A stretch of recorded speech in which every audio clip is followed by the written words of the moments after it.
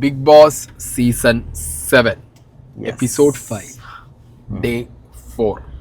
അപ്പം ഇന്നത്തെ പരിപാടികൾ തുടങ്ങുമ്പോൾ തന്നെ ആദ്യം വിഷയം വന്നിട്ടുള്ളത് ഈ ബാഡ്ജിന് വേണ്ടിയിട്ട്, റേസിംഗ് ബാൻഡിന് വേണ്ടിയിട്ട് ആളുകൾക്ക് എന്ത് ചെയ്യാം, ഒരാളെ ഒപ്പോസ് ചെയ്യാം, സംസാരിക്കാം, അവരുടെ പോയിന്റ്സ് വയ്ക്കാം. എനിക്ക് തോന്നിയത് ഫസ്റ്റ് ഗിസയിലും നമ്മുടെ നിവിനും കൂടിയാണ് വന്നത്. ഗിസയിൽ ഈ പരിപാടിയൊക്കെ കഴിഞ്ഞതിന് ശേഷം ചുമ്മാ ഇരുന്നിട്ട് കുറേ എന്താ പറയുക, എനിക്ക് മലയാളം അറിയാത്തത് കൊണ്ടാന്നുള്ള വരട്ട് സാധനങ്ങളൊക്കെ അടിച്ചിട്ടുണ്ടായിരുന്നു. അതൊന്നും ഒരു എക്സ്പ്ലനേഷൻ ആയിട്ട് അറിഞ്ഞാലും അറിഞ്ഞില്ലെങ്കിലും പിന്നീട് അവർ പറയുന്ന കാര്യങ്ങളാണെങ്കിലും വലിയ വാല്യുബിൾ ആയിട്ടുള്ള സാധനങ്ങളായിട്ട് തോന്നിയില്ല. ഒരു വാലിഡ് പോയിന്റ് ഒന്നും അല്ല പറഞ്ഞത്. അവിടെ നിവിൻ സ്കോർ ചെയ്തു, നിവിൻ ജയിച്ചു. ആദില നോറ വേഴ്സസ് ഷാരിക. അവിടെ ആദില നോറ പറഞ്ഞ കാര്യങ്ങൾ കുറച്ചുകൂടി കൺവിൻസിങ് ആണ്. ഷാരിക പിന്നെ സംസാരിക്കാൻ അറിയാന്നേ ഉള്ളൂ, പക്ഷെ പോയിന്റ് പറഞ്ഞിട്ടില്ല. ഷാരികയാണെന്നുണ്ടെങ്കിലും അങ്ങനെ ക്രിസ്പ് ആൻഡ് ക്ലിയർ ആയിട്ടൊന്നും, അല്ലെങ്കിൽ ബാക്കിയുള്ളവർ കൺവിൻസ് ആവുന്ന പോലെ രീതിയിലുള്ള സംസാരമൊന്നും സംസാരിച്ചതായിട്ട് എനിക്ക് പേഴ്സണലി തോന്നിയില്ല. പിന്നെ ഒനീല് പറഞ്ഞ ഒന്ന് രണ്ട് കാര്യങ്ങളോട് കിച്ചൺ ടാസ്ക് അല്ലെങ്കിൽ കിച്ചൻ്റെ അകത്ത് നിൽക്കുന്ന ടീമിലാണ് നമ്മളെന്നുണ്ടെങ്കിൽ ഏറ്റവും കൂടുതൽ അവിടുത്തെ ഒരു വിഷയം എന്താ വെച്ചെങ്കിൽ നമ്മളെ സ്ക്രീൻ സ്പേസ് പോകും. കിച്ചന്റെ അകത്ത് പെട്ടുപോയ കുഴപ്പം അറിയാം, കാരണം അതിൻ്റെ ഉള്ളിൽ നിന്ന് ഇറങ്ങി വരാൻ പറ്റില്ല. രാവിലെ ഫുഡ് ഉണ്ടാക്കാൻ കയറി കഴിഞ്ഞാൽ അതൊരു ടാസ്ക് ആണ്. അങ്ങോട്ട് ക്യാമറ തിരിയില്ല, അല്ലെങ്കിൽ പിന്നെ കിച്ചനകത്ത് അത്രയും വലിയ പ്ലാനിങ്ങോ പ്ലോട്ടിങ്ങോ അടിയോ നടക്കണം. അതിന് വേണ്ടി നമ്മളൊരു കോണ്ടന്റ് കിച്ചനകത്ത് ഉണ്ടാക്കണം. അല്ലാതെ പക്ഷേ കിച്ചന്റെ അകത്ത് ഈ ക്യാമറ തിരിയും. അത് സെറ്റ് ചെയ്യാൻ പറ്റുന്ന ഒരു ടീമായിരിക്കണം കിച്ചനകത്ത്, അല്ലെങ്കിൽ അത്രയും കണ്ടന്റ് കൊടുക്കാൻ. പിന്നെ പണ്ട് നമ്മളെ സാബുവിനും പേളിയൊക്കെ ഉണ്ടെന്നല്ല, കിച്ചണിൽ ഓരോ കോമഡികളും പരിപാടികളും സെറ്റപ്പ് ആളുകളെ എന്റർടൈൻ ചെയ്യുന്ന സാധനങ്ങൾ ഇപ്പൊ കാണിക്കില്ല. ഇപ്പൊ എന്റർടൈൻമെന്റ് അതല്ലല്ലോ. ഇപ്പൊ എന്റർടൈൻമെന്റ് പറഞ്ഞ ഗോസിപ്പും തല്ലുമാണ്. അത് നടക്കണം, അല്ലെങ്കിൽ പ്ലാനിങ് പ്ലോട്ടിങ് നടക്കണം. കിച്ചന്റെ അകത്ത് നടക്കാത്തടത്തോളം കാലം കിച്ചന്റെ അകത്ത് പെട്ടുപോകുന്നപ്പോ കുറെ പേരെ ഞാൻ ശ്രദ്ധിച്ചു. ബിന്നി, കലാഭവൻ സരിക, ഒനീൽ, ഇവരൊക്കെ കിച്ചന്റെ അകത്ത് പെട്ടിരിക്കുകയാണ്. അതിനകത്ത് നിന്ന് കഴിഞ്ഞാൽ അവിടെ നിന്നു പോകും. ഈ സരികയ്ക്കൊന്നും പെർഫോം ചെയ്യാനുള്ള ഒരു അവസരം പോലും കിച്ചണിൽ നിന്ന് ഇറങ്ങാൻ പറ്റില്ല.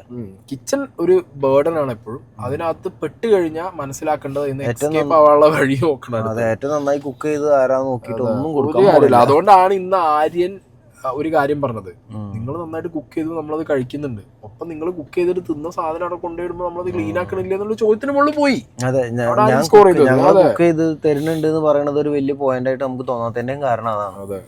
പിന്നെ വേറെ കാര്യമുണ്ട്, ഈ പണിപ്പുര എന്ന് പറഞ്ഞ സാധനം കൊണ്ടുവരുന്ന കണ്ടന്റുകൾ ഭയങ്കര കണ്ടന്റാണ് ബിഗ് ബോസിന് കിട്ടിക്കൊണ്ടിരിക്കുന്നത്. പിന്നെ എനിക്ക് ഈ സീസണിൽ എവിടേക്കോ Bigg Boss have a pre planned സാധനങ്ങൾ. ബിഗ് ബോസിന് ഒരു പ്ലാൻ ഉണ്ട്. അതായത് ഇവർ ഇപ്രാവശ്യത്തെ പാറ്റേൺ ശ്രദ്ധിച്ചോ, ബിഗ് ബോസിന്റെ ക്രിയേറ്റീവ്സ് വെച്ചത് ഒരു ഗെയിം കൊടുക്കും. 7ന്റെ പണി എന്നുള്ളൊരു സാധനം അവർക്ക് ഇപ്പോൾ ടാഗ് ലൈൻ ആയതുകൊണ്ട് തന്നെ അവർക്ക് തോന്നുന്ന ഒരു കണ്ടസ്റ്റന്റിന്റെ കയ്യിൽ ഒരു കോയിൻ കിട്ടിക്കഴിഞ്ഞാൽ അവർക്ക് അത് മാറ്റാൻ പറ്റും. അവർക്ക് അയാളല്ല വേറൊരാളിലേക്കാണ് ആ സാധനം എത്തണം എന്നുണ്ടെങ്കിൽ ബിഗ് ബോസ് ക്യാൻ. എന്തറിയോ എന്താ സംഭവം എന്ന് വെച്ചിട്ടുണ്ടെങ്കിൽ ഞാൻ മനസ്സിലാക്കുന്നത് ചരട് കംപ്ലീറ്റ് ബിഗ് ബോസിന്റെ കയ്യിൽ തന്നെ. മറ്റെന്താ വെച്ചാൽ കയ്യിൽ നിന്ന് പോകുന്നുണ്ട്. ഞങ്ങളുടെ സീസണിലൊക്കെ പറ്റിയ എന്താ വെച്ചെങ്കിൽ പല ടാസ്കും ഞാൻ തുറന്നു പറയാലോ, പല ടാസ്കും ഞാൻ തന്നെ പൊളിച്ചിട്ടുണ്ട്. ഞാൻ എനിക്ക് ഇഷ്ടമുള്ള രീതിയിൽ കളിച്ചു, ഒപ്പമുള്ളവരോട് കളിക്കാൻ വേണ്ടി അവരും കളിച്ചു. പല ടാസ്കുകളും എന്ത് ചെയ്തിട്ടുണ്ട്, ഉൾട്ട കളിച്ച് പൊട്ടിച്ചു വിട്ടിട്ടുണ്ട്.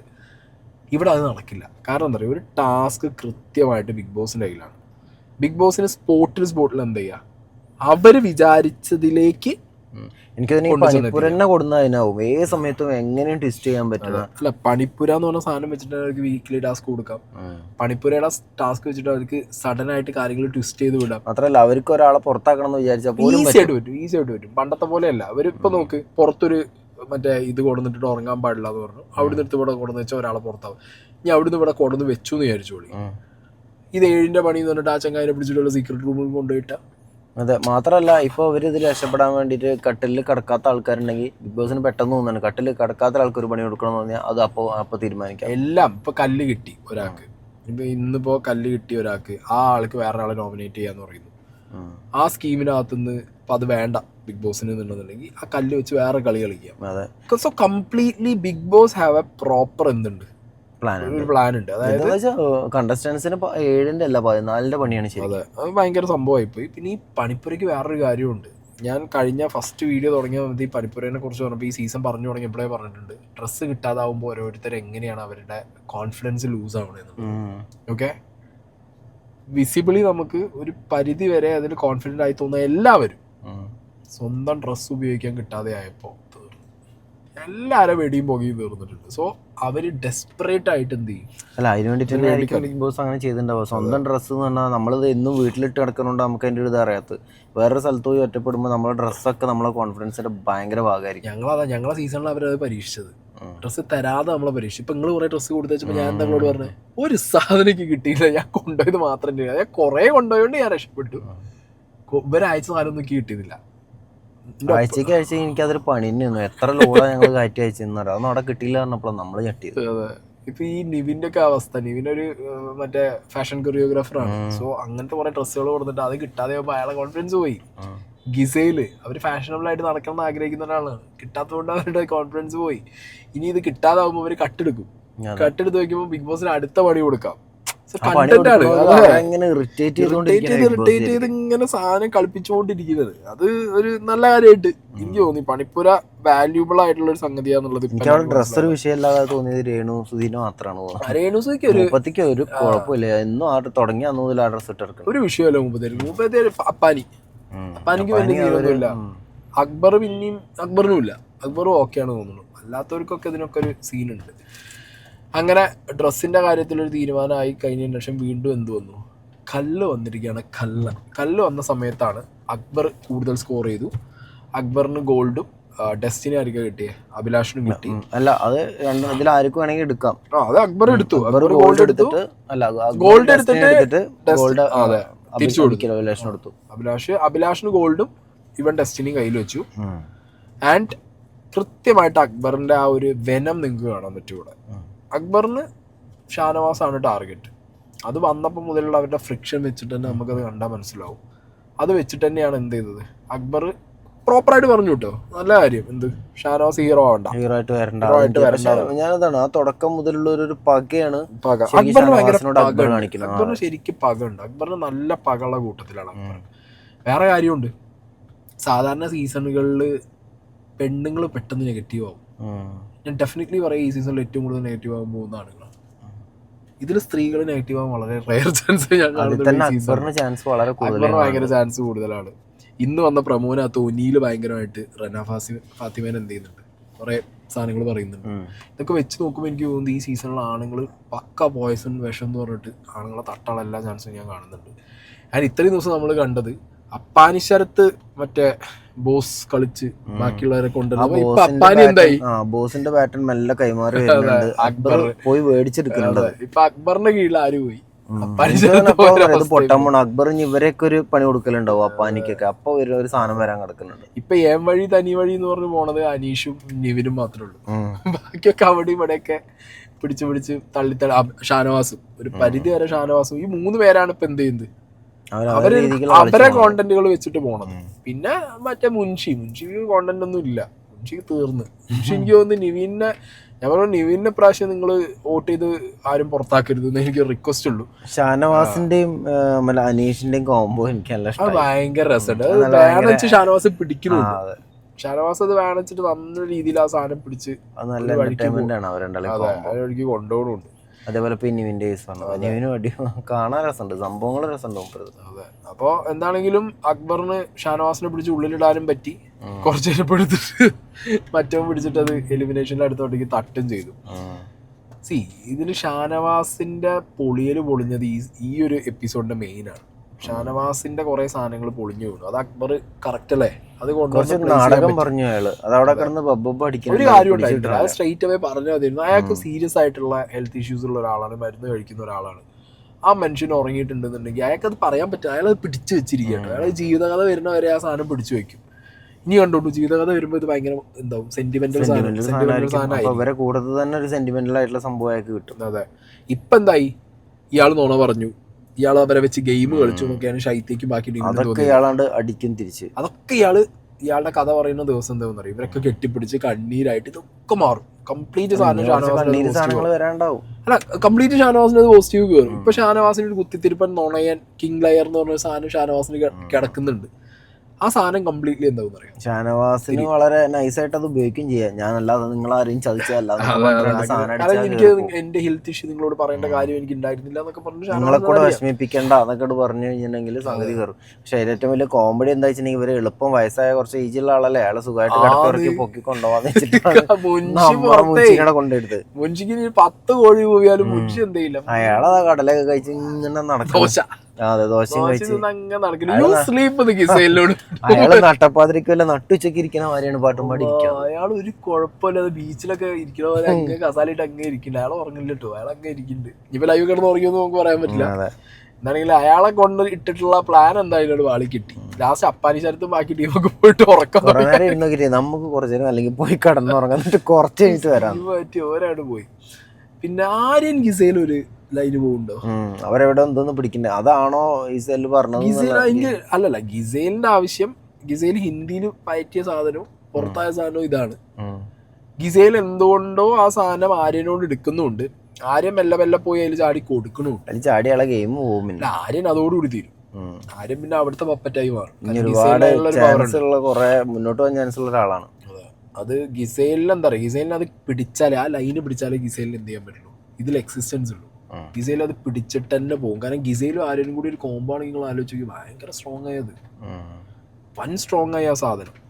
പിന്നെ ബിന്നിയിലേക്ക് എല്ലാവരുടെ ഫോക്കസ് പോയത് അതെനിക്ക് ഭയങ്കര ഇഷ്ടമായി. ഞാൻ കുറച്ച് ദിവസമായിട്ട് കളിക്കുന്ന കളികള് എന്നല്ല, ബിന്നി കളിക്കുന്ന കളി ഇങ്ങനെ അറിയോ, ബിന്നി ഇങ്ങനെ എന്താ പറയുക, സ്ട്രെയിറ്റ് ഒരു സാധനം വെക്കില്ലേ, അത് അപ്പ് ഫ്രണ്ട് വന്നിട്ട് തന്നെ ബിന്നി, അതായത് പെണ്ണുങ്ങളെ കൂട്ടത്തിൽ മെല്ലെ മെല്ലെ മെല്ലെ. ഇപ്പൊ അനുമോള് എന്താ മറ്റേ ചരട് പൊട്ടിയ വട്ടം പോലെയാണ്.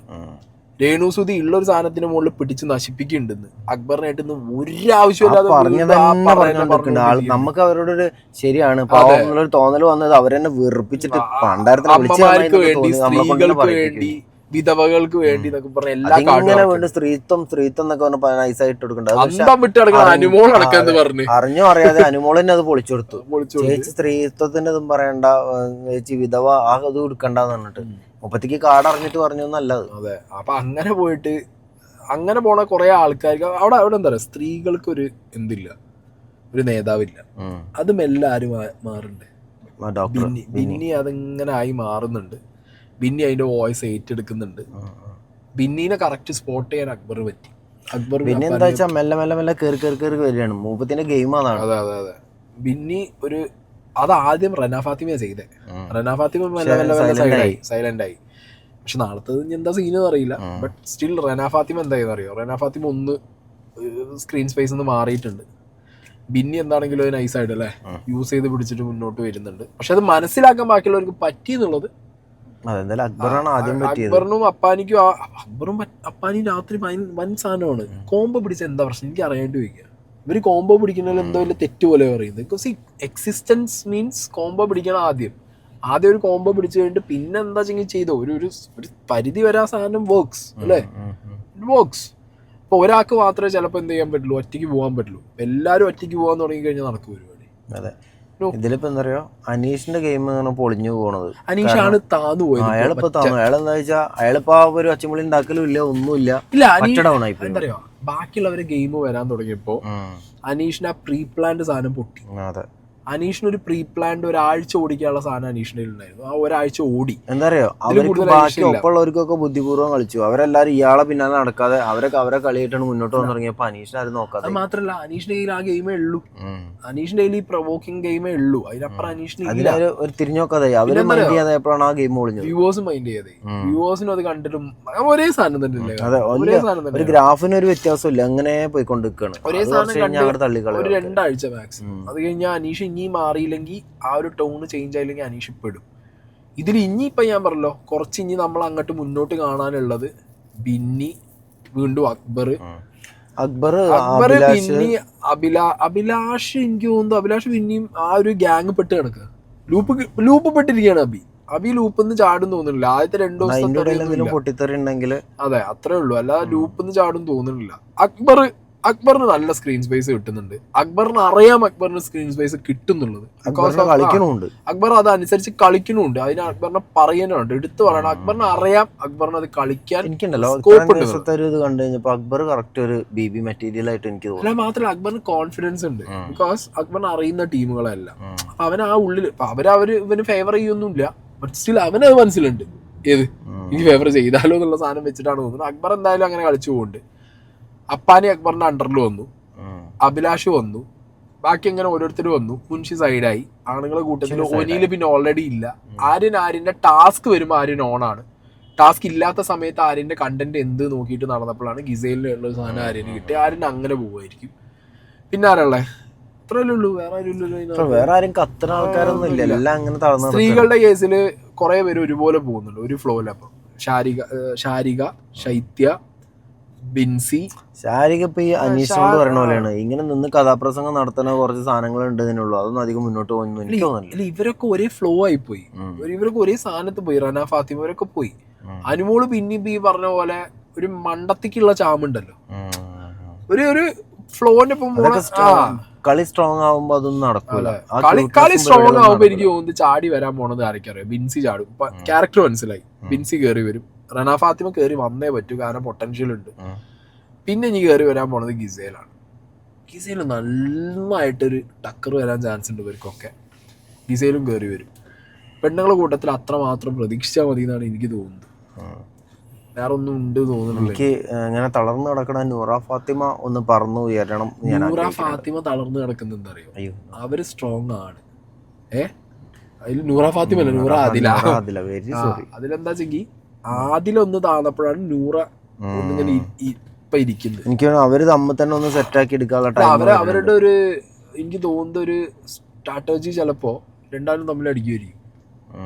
ചാൻസ് ഉണ്ട് എനിക്ക് അവിടെ ഒരു തോന്നലുണ്ട്. ചിലപ്പോ അങ്ങനെയും പറയാമല്ലോ, ചിലപ്പോ അങ്ങനെ വന്നാലോ അങ്ങനെ ആവുമായിരിക്കും ചിലപ്പോ.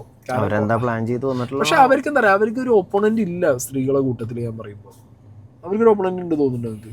അവര് അങ്ങനെ ഒരു സംഭവം ഇതുവരെ നടന്നിട്ടില്ല. അവർക്കാണെങ്കിലും പെർഫോം ചെയ്യാനുള്ളൊരു സംഭവം ഉണ്ടാവണമില്ല. ഒന്നാമത് അവരോടും ആരും ഫൈറ്റിന് പോകണില്ല, അവരും ഫൈറ്റിന് പോകണില്ല.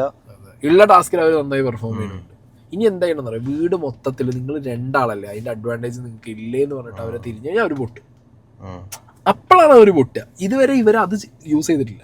ഈ വീട്ടിൽ ആരും അത് യൂസ് ചെയ്തിട്ടില്ല. ഇത് നിങ്ങൾ രണ്ട് ഒന്നല്ലേ, നിങ്ങൾക്ക് സ്ട്രെങ്ത് കൂടുതലല്ലേടാ നിങ്ങൾ ജയിച്ചെന്നൊരു ചോദ്യം ചോദിക്കുമ്പോൾ അവർ ഈഗോ ഹേർട്ട് ആവും. അങ്ങനെ ആരെങ്കിലും ചോദിച്ചു കഴിഞ്ഞാൽ ഓക്കെയാണ്. എനിക്ക് തോന്നുന്നത് അത് ബിന്നിനെ ഇട്ട് കൊടുക്കുമായിരിക്കും. ബിന്നിയാണ് ഇനി സ്ത്രീകളുടെ ഇടയിൽ ഒരു കുലുക്കാൻ ചാൻസ് ഉള്ള ഒരാൾ. അല്ലാതെ അവരൊക്കെ തമ്മിൽ ഒരു നല്ല ഫ്രണ്ട്ഷിപ്പിലൊക്കെ പോകണമല്ലോ എനിക്ക് തോന്നിയത്. അങ്ങോട്ട് കൂടെ ഒരു ഗെയിം ഒന്നും ഇല്ലാതെ അവരിങ്ങനെ മേജർ സാധനം നമ്മൾ പറഞ്ഞൊരു മിസ്സായത്, ഇവള് അനുമോളൊന്നും ഇരുന്നൊരു സംസാരം സംസാരിച്ചു. ഈ അക്ബറിന്റെ നോട്ടം ശരിയില്ല. എന്ത് കാടാണെന്ന് എനിക്ക് മനസ്സിലായി. അത് കാടുമല്ല, മൂപ്പത്തി എന്താണ് ഇനി ഭയങ്കര എന്താ പറയാ, പാവം ചമയാൻ വേണ്ടി നോക്കിയതാണോ?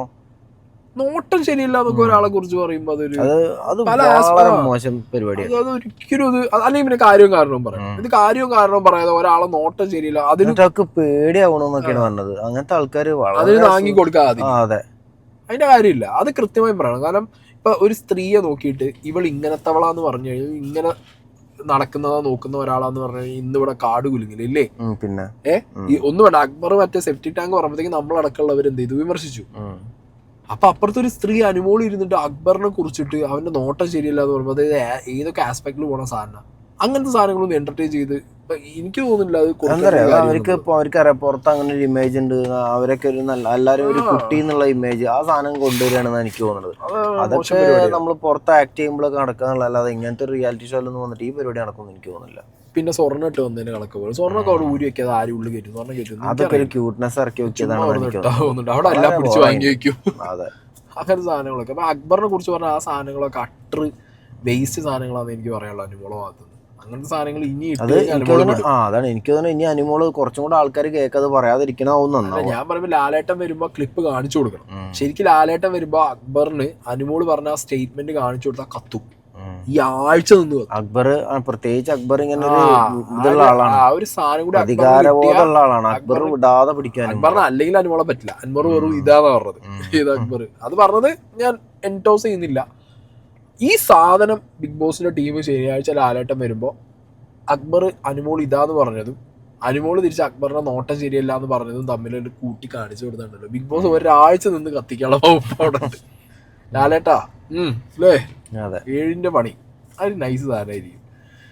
ഓക്കെ ഗൈസ് അല്ലേ, ഇന്നത്തെ പരിപാടി ലൈവിന് പ്രത്യേകിച്ച് ഒന്നും ഇല്ല, ലൈവില് ആയിരുന്നില്ല, ചുമ്മാ എനിക്ക് തോന്നുന്നു നാളെ എന്തൊക്കെ ഫൈറ്റ് ഒക്കെ കാണണ്ടല്ലോ. നാളെ ഒനിയിലും റെനിയും തമ്മിലുള്ള എന്താന്നുള്ളത് നമുക്ക് ഇങ്ങോട്ട് ഉഷാറാവുള്ള സാധനങ്ങൾ ഇവര് തരുന്നില്ല അപ്പൊ ഇന്നൊന്നും. നാളെ നോക്കാം.